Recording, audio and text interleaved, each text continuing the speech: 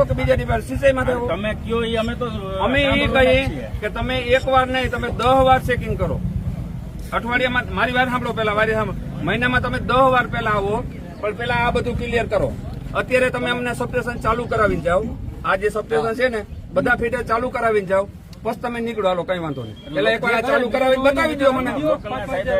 ના ના, લોકલ બોકલ કઈ નહીં.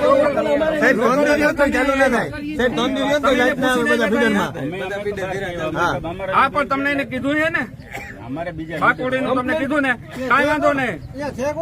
કાંઈ વાંધો નહીં. હવે પેલા વાત સાંભળો. પેલા તમે વાત સાંભળો.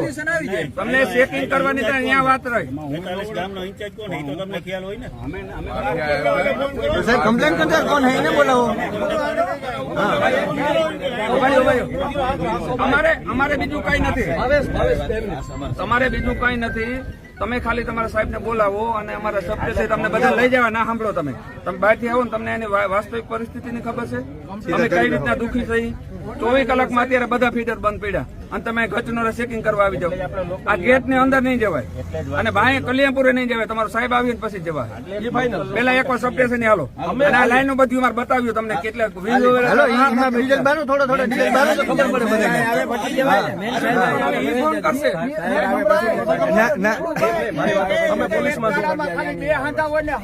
અમે અહીંયા કમ્પ્લીટ રિપેરિંગ કામ બધું થઈ જાય ને પછી તમારે મહિનામાં 3 વાર આવવાનું છૂટશે. લોકલ નું કોન્ટેક્ટ કોણ કરે છે?